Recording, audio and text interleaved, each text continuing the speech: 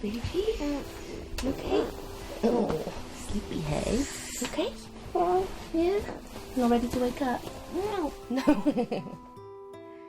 He was 13 months old when he was diagnosed. He had a night of being up sick. And in the morning, when he got out of bed, or when I got him out of bed, he was really struggling to breathe. He was grey. He was barely awake. I took him to the doctors, and as soon as I took him into the room and she looked at him, she just got on the phone to the hospital and said he needs to get to the hospital. Within 20 minutes, maybe half an hour of being there, he was diagnosed. We knew it was really, really fast. But he was unconscious by this point. If I'd left him any longer, that he wouldn't have survived that day. He wouldn't be here now. It was a really awful time. I never realised how serious diabetes was, and at that time I still didn't realise. I just broke down because I just knew that there was something wrong with my baby, you know.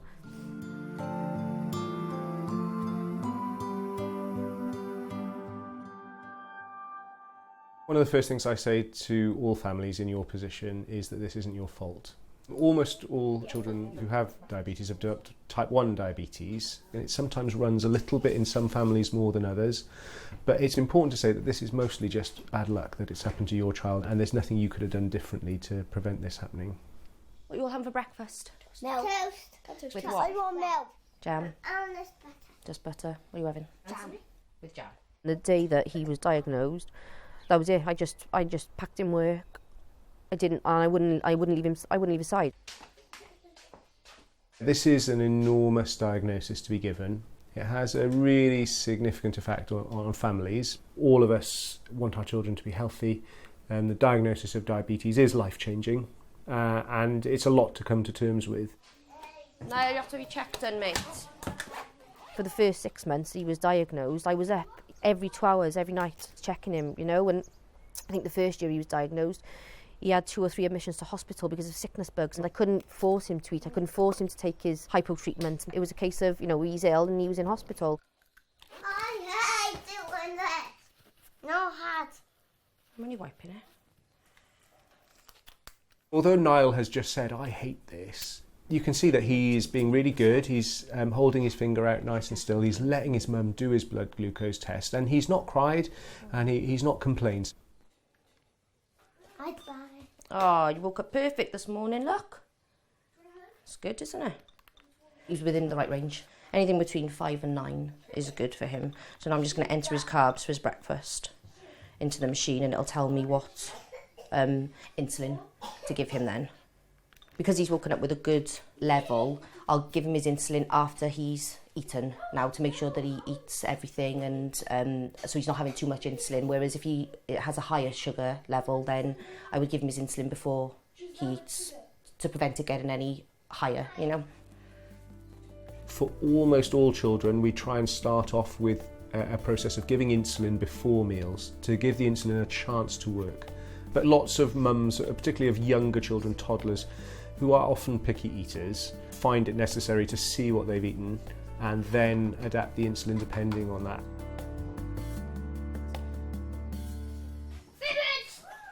Good boy. Come here, you got to be insulin, please. Yes. Come here. He's going to have his long acting and his fast acting now. He has these together after breakfast. Hold your top up for me. Hold your top up. Come here. Count.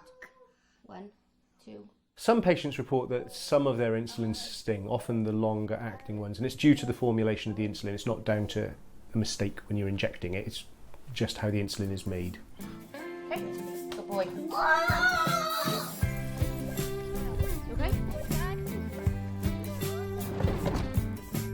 School was a big worry for me. It was something that I worried about every single day. Looking after diabetes in school is a challenge, and it's one that worries families, it certainly worries teachers, but there are 1,500 children with diabetes in Wales. They all go to school, so we can make it work. Oh, no. I'll see you in a couple of hours, okay? Go on then, in you go. There really isn't any need to worry. You just need to make sure that the communication is there between parent and teacher, and then you'll be fine.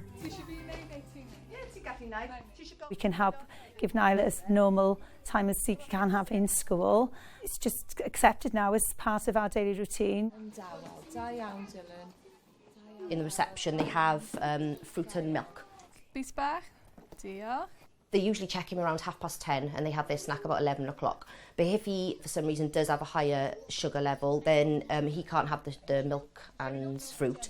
So he takes a pot of cheese and cucumber and he has a glass of water. And then this is his lunch box. So today he's got a sausage roll in it, some cheese. He does take a small cake, his yoghurt and his fruit. And he takes a bag of crisps and he has a bottle of juice, of sugar-free squash. If the children are having school dinners, a lot of teams will have actually done the carb counting for the school dinner menu. So these are his 2 bags that he takes to school. Right, Niall. List. Yeah. This is a list then of the food that goes into his lunch bag with the carb content of each item that is in there. So the teachers know what they're entering into the monitor when they check him. And then the machine will then tell the teacher what insulin he requires for the amount of food that he is eating, because he may not eat everything that's in the lunchbox. Bolus, 4 unit. It becomes part of the daily routine. It's a case of feeling confident that you've had enough training for it. Mum has been wonderful and support us anytime we have any queries. She's always on the end of the telephone. It's quite surprising that we were ever concerned, in a way. Towards the end of primary school, most children are really happy doing their own finger tests, their own injections, and actually it's probably one of those skills that's quite important to develop before you move on to comprehensive school. I am worried about his teenagers in general, rebel, and I just, I'm concerned that he will rebel against this. Some of my patients sail through adolescence with no problems whatsoever. If you're worried that things are not working out, speak to your team sooner rather than later. There is no doubt that young people with diabetes are at a significant lifetime risk of complications, and the only way really you can reduce your risk of complications is keeping the glucose as close to the target range for as long as possible every day. He doesn't very often have extremely high readings, but he's usually between, I would say, the 8 and 12 sort of range, so it's good and bad days. Danielle was diagnosed with type 1 diabetes last year, but like many busy parents, finds it hard to make time to look after herself. Unless I felt low, I wouldn't bother checking myself this time of day, particularly, like I said, I'd wait until the kids were in bed. I just carry on with what I got to do in regards to the kids, and I just don't think about sorting myself out, you know, or making sure that I'm okay and stuff. And I should. There isn't really any excuse. I guess all parents probably do put their children first. It's a natural parenting reaction. At the same time, I guess, you know, your son needs you to look after you as well as you can. So try not to neglect your own care to focus on theirs. I cook fresh as much as I can, but not every night, because it's just, I haven't got the time to do it every night, if you like, you know. So tonight they'll have frozen food, but I always try and give them something healthy, you know, to go along with it. And they have their fruit and stuff for dessert or snack and things, you know. And Niall still has like sweets, sometimes chocolate, sometimes cakes and things, you know. As long as his insulin is covering what he's eating, then he's okay, you know. Remember to not just focus on carbohydrate counting and dose adjustment, but to think about healthy eating principles as well. And your dietitian will teach you those. Right, Niall, I need to do your finger, please. Which one? That one. No.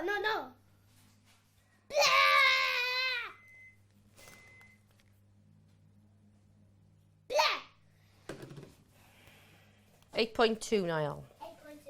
So I'm going to put his carbs into the machine now for his food. So we need to take into account everything that he's going to eat tonight. So we've got his tea, which is about 30. And then he'll have a glass of milk, or small glass of milk before bed, which is about 10. And then his afters are usually about 10. And then you'll also have some fruit.